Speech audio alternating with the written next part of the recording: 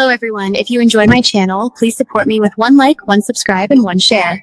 The day I cried in front of the American flag. I never thought I would cry in a Target parking lot. But there I was, last October, gripping a shopping cart with one hand and wiping tears with the other, staring at an American flag flapping lazily above the store entrance. It wasn't a sad cry. It wasn't even a happy cry. It was the kind of cry that comes when your brain suddenly connects 1,000 you didn't even know were scattered around your life. You see, for the longest time, I didn't care about that flag. To me, it was just there. Red stripes, white stripes, some stars. A symbol I acknowledged the way you acknowledge a stop sign. It exists, you see it, but you don't feel it. I was wrong. So deeply, embarrassingly wrong that my stomach still twists when I remember how indifferent I used to be. I moved to the United States years ago, but I never really moved here, you know? My body was in Los Angeles, but my heart was still somewhere between my mother's kitchen and the humid air of the city I left behind.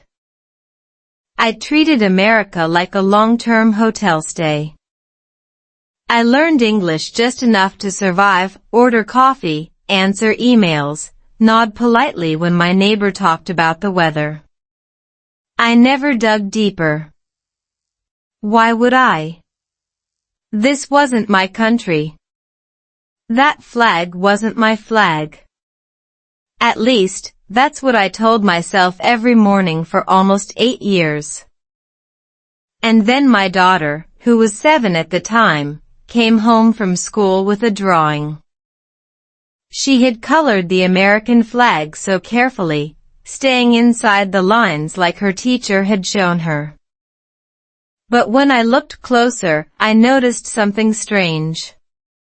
She had drawn a small figure next to the flag, a woman with long black hair and a yellow dress. "That's you, Mommy," she said, smiling. And I realized, in that moment, that my daughter saw me as part of this place.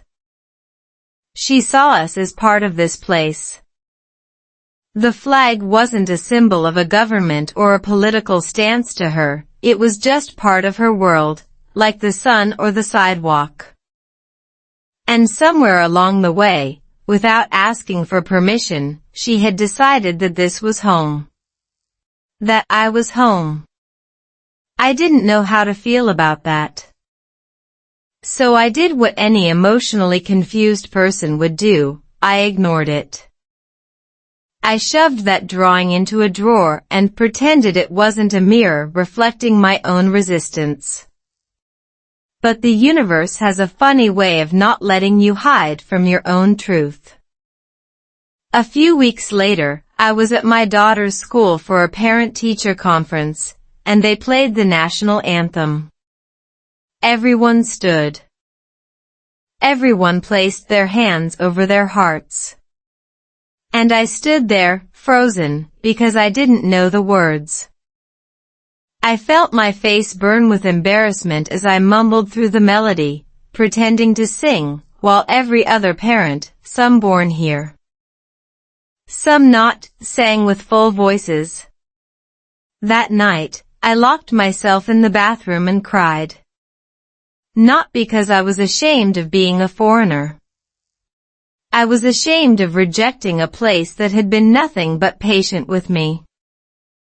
And that is when I started asking the question that changed everything. What would happen if I stopped fighting where I was and started learning where I want to go? But I had no idea the answer would come from a man I barely knew, on a rainy Tuesday, in a coffee shop that smelled like burnt beans. And honestly, that's where the story really begins.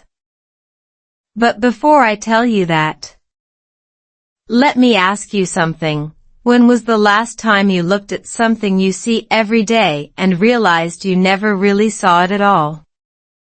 Because that happened to me, and I swear, I'm still not ready for what I found out next. What I hated most about America. Let me tell you what I hated most about America, and I promise it's not what you think. It wasn't the politics. It wasn't the noise, the traffic, or even the portion sizes that could feed a small village. It was the way people smiled at me like they knew me, but they didn't. That sounds ridiculous, right? How can you hate kindness? But I'll explain. Back then, every time a cashier said "Have a nice day," with that big, toothy grin, I felt something cold crawl up my spine. Not because they were mean, they weren't. It was because I couldn't tell if they meant it. In my culture, if someone smiled at you, they meant business. They knew you, or they wanted to know you. Here, everyone smiled at everyone, all the time, and it felt like a performance I wasn't invited to rehearse for. I remember standing in line at a grocery store in Santa Monica, clutching a carton of milk, and a stranger turned to me and said, "How are you doing today?" I froze. My brain went blank. I knew the textbook answer, "I'm fine, thank you, and you?" But my mouth wouldn't cooperate. So I just stared at her like she had asked me to solve a physics equation. She smiled again, walked away, and I stood there feeling like a broken robot. That was my life for years. Smile, nod, retreat. Smile, nod, retreat. English was a language I studied, but America was a country I studied from behind a glass wall. I could see it, hear it, touch the edges of it, but I never felt it. And honestly, I blamed the flag for that. I know how irrational that sounds. How can a piece of fabric be responsible for loneliness? But in my head, that flag represented everything I wasn't: confident, loud, unapologetically proud. I told myself that people who loved that flag grew up knowing the words to the anthem, knowing the rules of the game, knowing how to smile without wondering if they were doing it right. I didn't have that privilege. So I resented it. Not with anger, but with a quiet, stubborn refusal to belong. I would walk past flags in front of houses and think, that's for them, not for me. I would hear the national anthem at events and look down at my shoes, counting the seconds until it ended. And I convinced myself that this resistance was protection, a shield I built to keep myself safe from disappointment. But here's the thing about shields: they keep things out, sure. But they also keep you trapped inside. And I was so trapped that I didn't even notice my husband, who I hadn't met yet, walking into the same coffee shop where I would later learn that everything I thought I knew about that flag was wrong. Because the coffee shop smelled like burnt beans, the rain was hammering the windows, and I was having the worst day of my entire American life. And then he sat down across from me without asking permission, and said something that shattered my shield into a million pieces. But you're not ready for that yet, because first, I need to tell you about the barista who made me want to throw my latte at the wall. The truth about the flag on my daughter's uniform. I want to tell you about the dumbest thing I ever believed about the American flag, and trust me, it's so embarrassing I almost didn't put it in this video. I used to think the flag was just ugly. I know, that sounds shallow and ridiculous, but hear me out. Those stripes, that blue box, all those stars crammed together like they were running out of space. It just didn't make sense to my brain.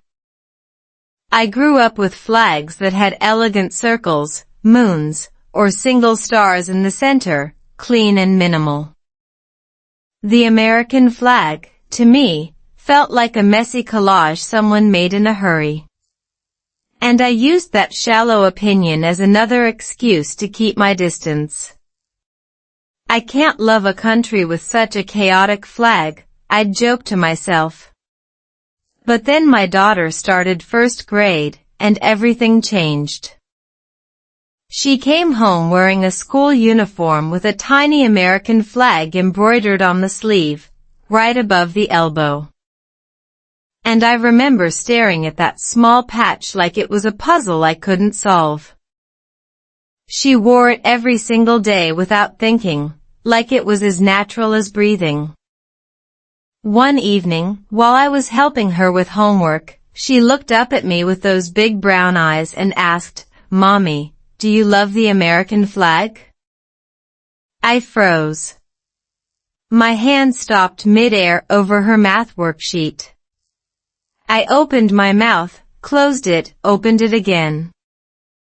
And what came out was the most honest lie I've ever told. "I don't know, baby. Do you?" She nodded so confidently, so simply, like it was the easiest question in the world. "Yes," she said. "Because it's on my shirt. And my shirt is part of me." That sentence hit me like a truck.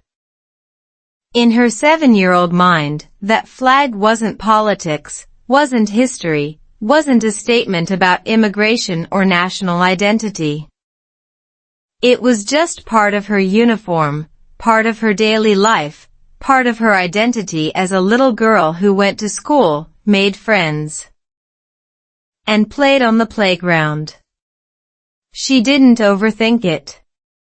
She didn't resist it. She simply accepted it. And I realized, in that painful moment, that I had been overthinking for 8 years. 8 years of resisting, analyzing, and keeping myself separate. 8 years of telling myself I was protecting my culture, when really I was just protecting my fear. I looked at my daughter's sleeve and I saw the flag differently for the first time. I saw the red stripes, not as a political symbol, but as the boldness I needed to finally admit that I was scared. I saw the white stripes, not as purity, but as the blank page I was too afraid to write on.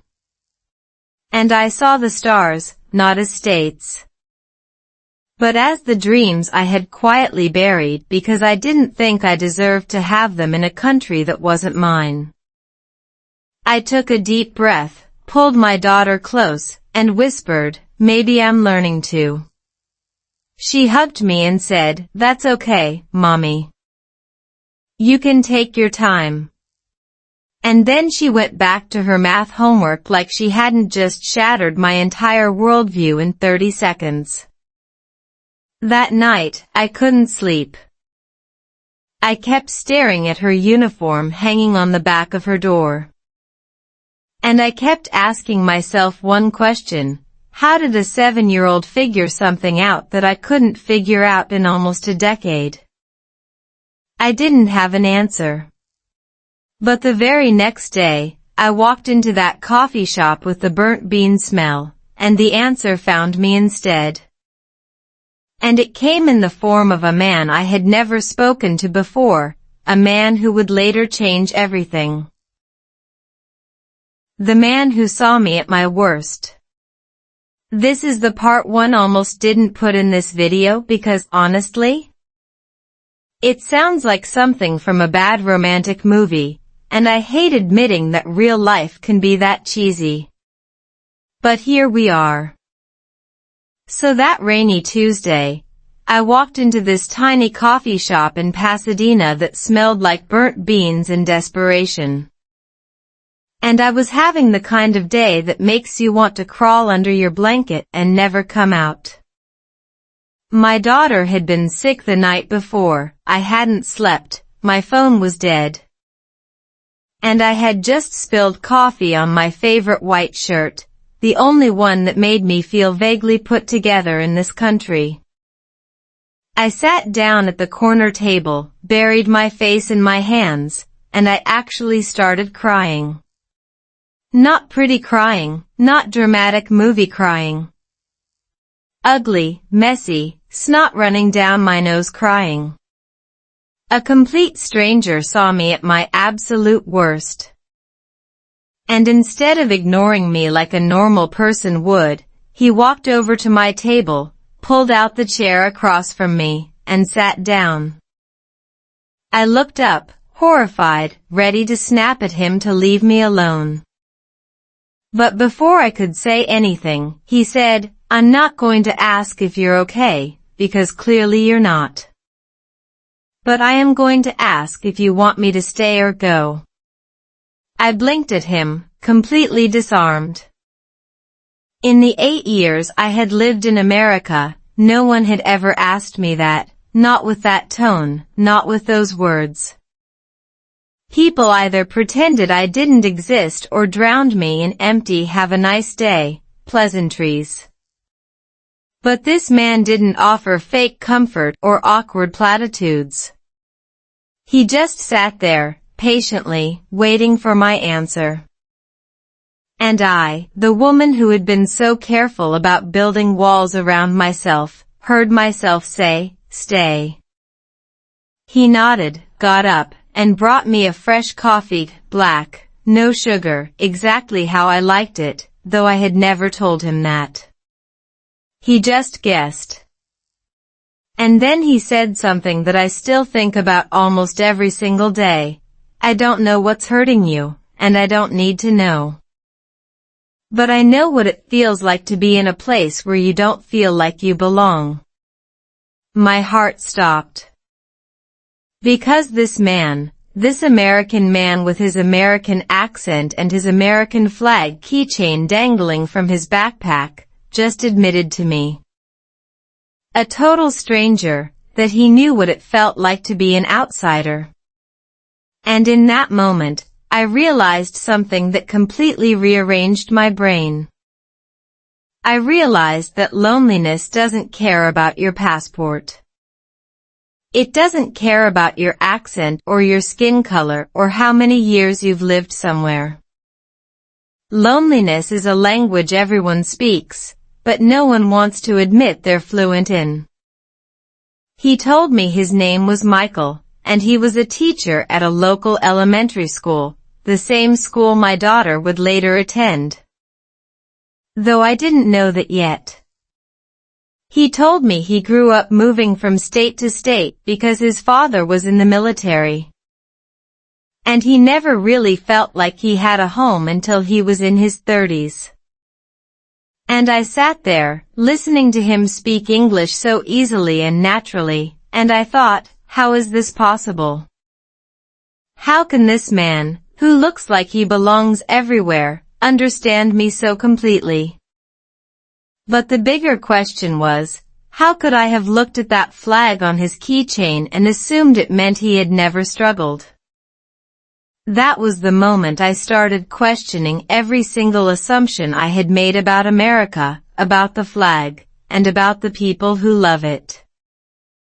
But I wasn't ready to admit that yet. Not until Michael looked at me and asked a question that made my stomach drop. He leaned forward and said, very quietly, "What is your flag?" And I had absolutely no idea how to answer him. Because suddenly, I wasn't sure anymore. And that terrified me more than anything. The first time I sang the national anthem. I'm about to tell you something so embarrassing that I actually considered deleting this entire video just to avoid admitting it. Here it is. Until 2 years ago, I had never, not once, sung the American national anthem out loud. Not in the shower, not in the car, not even as a joke. I knew the melody vaguely, from movies and sports events, but the words? Complete blank. I would mumble, lip sync, pretend I was mouthing along while my brain scrambled to pick up fragments from the people around me. And every single time, I felt that familiar hot flush of shame crawl up my neck. So when Michael asked me that question at the coffee shop, "What is your flag?"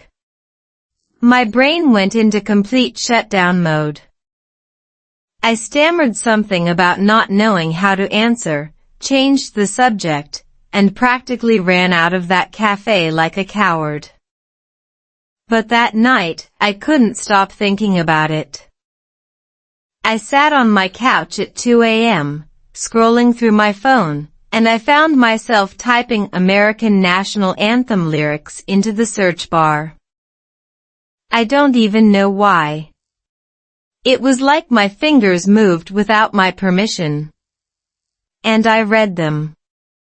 Slowly, quietly, in my head. And then, for the first time in my entire life, I tried to say them out loud. "Oh, say, can you see?" I stopped. My voice sounded so foreign to me, saying those words. I tried again. By the dawn's early light. I stumbled over the words. My accent was thick, my tongue felt heavy, and I mispronounced dawn so badly that I almost laughed at myself. But I kept going. I read the entire first verse, haltingly, mispronouncing at least 5 words, and by the time I reached "O'er the ramparts we watched," I was crying again. Not sad crying this time. It was the kind of crying that happens when you do something you've been avoiding for years, and you realize it wasn't as scary as you thought. The next morning, I woke up and did something completely irrational. I stood in my living room, alone, and I played the anthem on my phone. I pressed play, and I sang. Full voice. Wrong notes. Wrong pronunciation. I'm sure I sounded like a drowning cat. But I didn't stop. And somewhere in the middle of that ridiculous, imperfect performance, something clicked. I realized that the anthem wasn't a test I had to pass. It wasn't a membership card I had to earn. It was just words. Words that people had been singing for generations, some perfectly, some terribly, some with tears, some with joy. And none of them had to prove anything to sing it. They just did. I thought about Michael, the man from the coffee shop, and how he asked me about my flag without judgment. I thought about my daughter, who wore that flag on her sleeve like it was part of her skin. And I thought about myself, standing there in my living room, finally allowing my voice to exist in this country without apologizing for it. I played the anthem again, and I sang louder this time. I still sounded terrible. My accent was still there. I still mispronounced glare and rockets and probably 100 other words. But for the first time, I felt like I was allowed to be imperfect. I didn't need to be fluent to belong. I didn't need to have perfect pronunciation to love something. I just needed to show up. And that morning, I showed up for myself. But what I didn't know, what I couldn't have known, was that this little private ritual would lead me to something much bigger.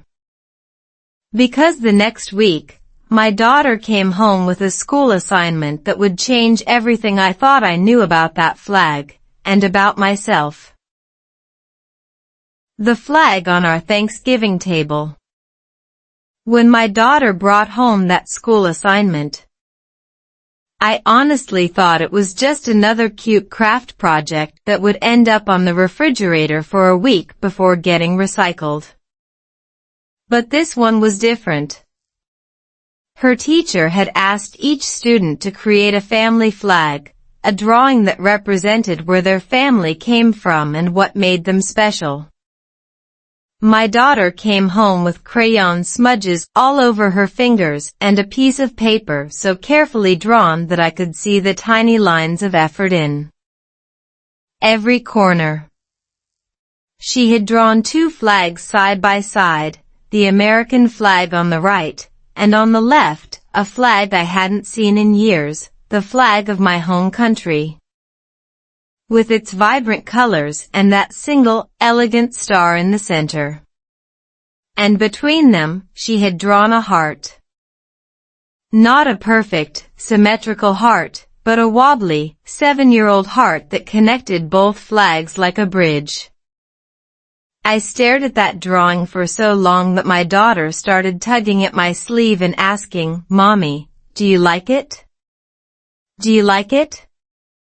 And I realized something I had never let myself admit before. My daughter wasn't choosing one country over the other.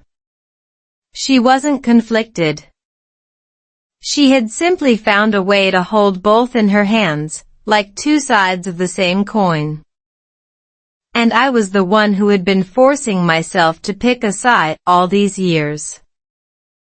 That was the moment I started to understand that the American flag wasn't the enemy of my heritage. It was just another piece of me. Another layer, another color, another star added to the constellation of who I was. I taped that drawing to the fridge, right at eye level, so I would see it every single morning while making coffee.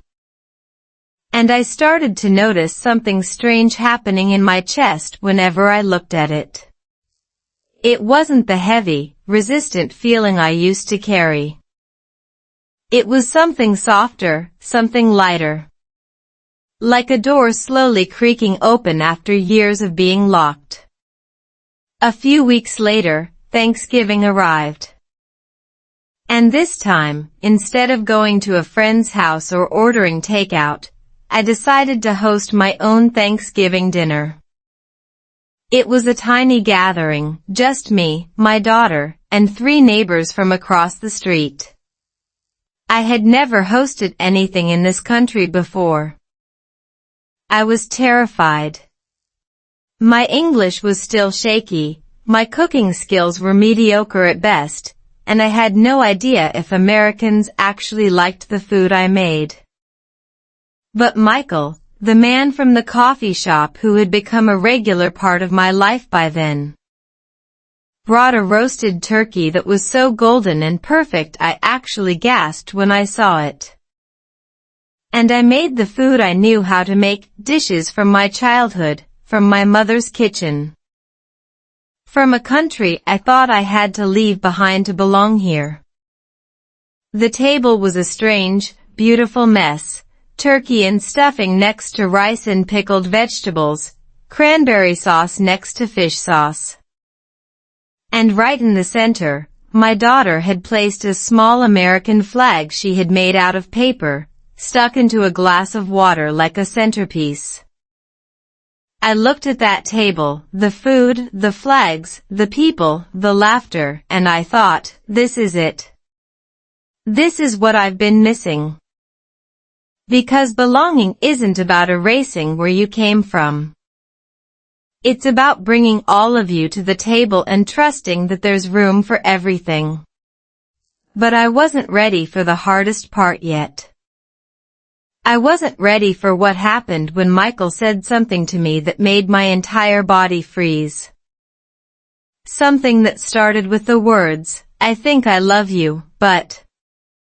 And the "but" made my heart drop right through the floor. And then he started talking about the flag again. And this time, I couldn't run away. When a blizzard taught me about goodness. I need to pause the love story for a second because something happened that changed how I saw that flag forever. And it had nothing to do with Michael or my daughter or any of the beautiful, complicated emotions I was wrestling with. It happened during a blizzard, the kind that makes you forget the sun exists. The snow came down so thick that I couldn't see across the street. My car was buried. The power flickered on and off like a dying heartbeat. And I sat in my living room, holding my daughter close, absolutely terrified. I had never experienced weather like this before. Back home, the worst thing that happened was a monsoon that lasted 2 hours. But this was apocalyptic. And I remember staring out the window, watching the wind whip the snow into crazy spirals, and I thought, this country is trying to kill me. It sounds dramatic, but in that moment, it felt deeply personal, like the weather itself was punishing me for daring to call this place home. And then I saw something that made my breath catch. Through the blur of white outside, I saw a figure trudging toward my front door. A person, bundled up in so many layers they looked like a walking marshmallow. My heart pounded. Was this a neighbor needing help? A lost traveler? An intruder? I almost didn't open the door. But something made me unlock it. And when I opened it, I saw my neighbor, an elderly man named Frank who lived 2 houses down. A man I had barely exchanged 3 words with in all the years I had lived there. He was holding a snow shovel, and he was covered in snow from head to toe, his glasses completely fogged up, his mustache frozen solid. I blinked at him, completely confused. And he said, in his slow, gentle voice, I saw your car wasn't moving. Thought you might need some help. I stood there frozen, not from the cold but from the sheer shock of it. Here was a man I had never really talked to. A man I had made assumptions about because he had a large American flag proudly displayed on his front porch. A man I had mentally categorized as not someone who would understand me. And he was standing in a blizzard, shoveling my driveway, without me even asking.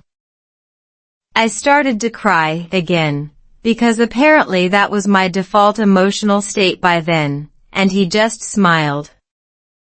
Patted my shoulder awkwardly with his frozen glove, and said, "It's okay. I've got you. You're my neighbor." That was it. That was all. He didn't ask where I was from. He didn't ask if I had papers. He didn't ask anything. He just showed up. And in that moment, I realized that the flag on his porch wasn't a symbol of exclusion. It was a symbol of something much simpler, community. People who showed up for each other. People who didn't let a blizzard stop them from being kind. That flag wasn't about borders or governments to Frank. It was about the neighborhood he loved, the people he cared about, the snow he shoveled without expecting anything in return. I watched him clear the last of the snow, wave goodbye, and trudge back to his house, and I closed my door with tears streaming down my face. I thought about all the years I had looked at flags and seen division. I thought about all the years I had assumed that symbol meant us and them. And I realized, standing there in my dark living room with my daughter sleeping upstairs, that I had been so wrong about everything. But Frank would be the first of many surprises, because the next week, my daughter came home from school and told me something that made me fall to my knees. And it was about the flag again, and this time, there was no crying. Just silence. Just a silence so loud I couldn't hear anything except my own heartbeat, pounding in my ears like a drum. The true meaning of the flag. I don't know if I've ever told anyone this part of the story, because honestly, it still makes my chest tighten when I think about it. When my daughter came home from school that day, she was carrying a piece of paper that looked like it had been crumpled and smoothed out a dozen times. Her teacher had asked the class to write about what the American flag meant to them. Simple assignment, right? Except my daughter, my sweet, 7-year-old daughter, had written something that made me fall to my knees right there in the kitchen. She had written, in her wobbly, misspelled words, "The flag means my mommy came here and found a home." She was scared at first, but now she's not. The flag is like a door that opens for everyone. It has red for the love my mommy has for me, white for the peace she found, and blue for the sky that looks the same everywhere. I read those words 3 times. 4 times. I lost count. And I couldn't stop the tears from pouring down my face. Not because I was sad, but because I realized that my daughter had understood something I had been fighting for almost a decade. She had understood that the flag wasn't about politics, or borders, or history books. It was about a mother who crossed an ocean and built a life. It was about a little girl who had never known any other home. It was about the simple, radical, beautiful truth that you can belong to a place even if you don't know all the words. That night, I sat in my backyard, looking up at the stars. And I thought about all the times I had rejected this country because I felt rejected by it. I thought about all the times I had looked at the flag and seen exclusion, when everyone else, my daughter, Frank the neighbor, Michael, had seen something else entirely. And I realized that the problem wasn't the flag. It never had been. The problem was me. I had been so busy defending my old identity that I forgot to leave room for my new one. I had been so afraid of losing who I was that I refused to become who I could be. And that fear had made me blind to the truth that was right in front of me the whole time. The truth is, the American flag doesn't ask you to forget where you came from. It doesn't ask you to erase your language or your accent or the food your mother cooked. It doesn't ask you to be perfect. It just asks you to show up. To try. To let yourself be changed. And that's what I had been refusing to do. I had been refusing to let America change me because I thought change meant losing myself. But that's not what change is. Change is growth. Change is addition. Change is a flag with 50 stars, each one different, each one part of something bigger. I walked back inside and found my daughter asleep on the couch, still clutching her drawing. I gently pulled it from her hands and looked at it again. And I saw, for the first time, that she had added something to the picture, a small figure standing next to the flag, holding a smaller flag in her hand. And I knew, without any doubt, that figure was me. I was finally in the picture. I had finally let myself be part of this story. And I knew, in that moment, that everything was about to change.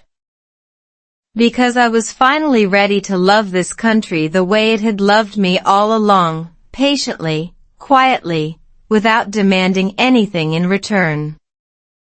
But there was still one thing I hadn't done. One thing that scared me more than anything. And I knew that if I didn't do it, I would never truly belong. I had to tell Michael something. Something I had never told anyone before. And I had no idea if he would still be there when I finished speaking. A symbol that unites us. Here's the thing about love that nobody tells you. It doesn't care about your fears, your walls, or the 10,000 reasons you've come up with to protect yourself. Love just shows up, sits across from you in a coffee shop, and asks you a question you're too scared to answer.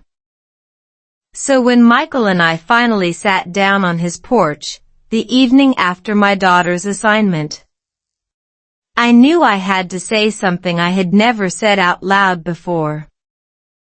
And I knew I had to say it in English, even though my hands were shaking, even though my accent felt thick as honey, even though I was terrified of messing up the words.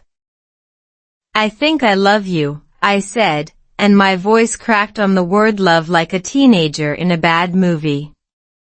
Michael didn't say anything for a long moment. He just looked at me with those calm, steady eyes, and I braced myself for rejection. For the but I had been dreading since Thanksgiving. And then he reached into his pocket and pulled out something small and folded, a little American flag, the kind you'd put on a desk or in a flower pot. He opened it carefully and handed it to me. I've been carrying this since the first day I met you, he said. I don't know why. I just felt like maybe you needed something to hold on to. Something that meant home. I stared at that tiny flag in my palm, and I felt my entire body go still. Here was a man who had seen me at my worst, crying in a coffee shop, mispronouncing every word, running away from questions I didn't want to answer. And instead of running away himself, he had been carrying a symbol of belonging for me. He had been carrying hope for me before I even knew what hope looked like. But why? I asked, my voice barely a whisper. Why would you do that for someone you barely knew? Michael leaned forward and said something that I will carry with me for the rest of my life. He said, because the flag isn't about where you were born. It's about where you choose to stay. And I knew you were going to stay. I knew at the moment you looked at me in that coffee shop like you were ready to give up. You weren't giving up. You were just waiting for permission to belong. I started crying, again, always crying. I swear I'm going to dehydrate myself at this rate, but this time it was different. This time, I cried because someone had seen me. Not as an immigrant. Not as a foreigner. Not as someone who didn't belong. Just as me. A woman trying her best in a country that was learning to become her home. And in that moment, I realized something profound. That little flag in my hand wasn't just a symbol of America. It was a symbol of Michael's faith in me. It was a symbol of my daughter's love. It was a symbol of Frank the neighbor's kindness. It was a symbol of every small, generous, unexpected act of goodness that had kept me going when I wanted to give up. The flag united us, not because we all came from the same place, but because we all wanted the same thing. We all wanted a place to call home. We all wanted to be seen. We all wanted permission to belong. And Michael was giving me that permission. My daughter had given me that permission. Even my country of birth had given me that permission by shaping me into the person who could finally receive it. That night, I took that tiny flag home with me. And for the first time, I didn't hide it in a drawer. I didn't avoid looking at it. I placed it on my mantel, right next to a photo of my parents back home. Two worlds, side by side. The flag wasn't a replacement for my identity, it was an addition. And that was the most liberating thing I had ever felt. But I wasn't done yet. Because I still had one more step to take. One more symbol to fully embrace. And it involved a phone call to someone I had been avoiding for years. Someone who needed to hear me say something in English, something I had never been brave enough to say before. And that call would change everything. Home is where the heart speaks. So here's the thing I've been avoiding telling you this whole time. The phone call I mentioned at the end of the last section wasn't to anyone in America. It was to my mother, back in the country I left behind, speaking in a language that still feels like home to my tongue. And I was terrified. Not because she wouldn't understand, but because I had to explain something to her that I barely understood myself. I had to tell her, in a language she would fully comprehend, that I had fallen in love with a country she had never visited. That I had fallen in love with a man who spoke a different language, ate different food, and loved a flag I used to resent. That I had finally, after all these years, let myself belong somewhere else. My mother picked up on the second ring, and before I could even say hello, she said something that made me pause. She said, "You sound different, my daughter. Your voice is lighter." And that's when the tears came, not sad tears, not overwhelmed tears. But the kind of tears that come when someone who has known you your whole life sees a change in you that you're only beginning to see in yourself. I spent the next hour telling her everything. About the coffee shop and Michael. About my daughter's drawing and the flag on her sleeve. About Frank shoveling my driveway in a blizzard. About the tiny flag Michael had given me that now sits on my mantel next to her photo. And when I was done, she was quiet for a long time. I braced myself for disappointment. For her to say, "How could you forget where you came from?" But instead, she said, "I'm proud of you, my daughter. You didn't forget. You just made more room." And I realized, in that moment, that belonging isn't about choosing. It's about expanding. It's about making your heart big enough to hold multiple homes, multiple languages, multiple flags, multiple loves. It's about understanding that love doesn't divide, it multiplies. That was 3 years ago. Today, I sit in my living room on a Sunday morning, watching my daughter, now 10 years old, practice her English homework at the kitchen table. She's reading a passage about American history, and she reads it with so much confidence that it takes my breath away. She doesn't have to think about the pronunciation. She doesn't have to worry about her accent. She doesn't have to ask permission to belong. She just belongs. And I sit there, sipping my coffee, looking out the window at the American flag Frank gave us, flying proudly in our front yard. The same flag I used to ignore. The same flag I used to resent. The same flag I thought represented everything I could never be.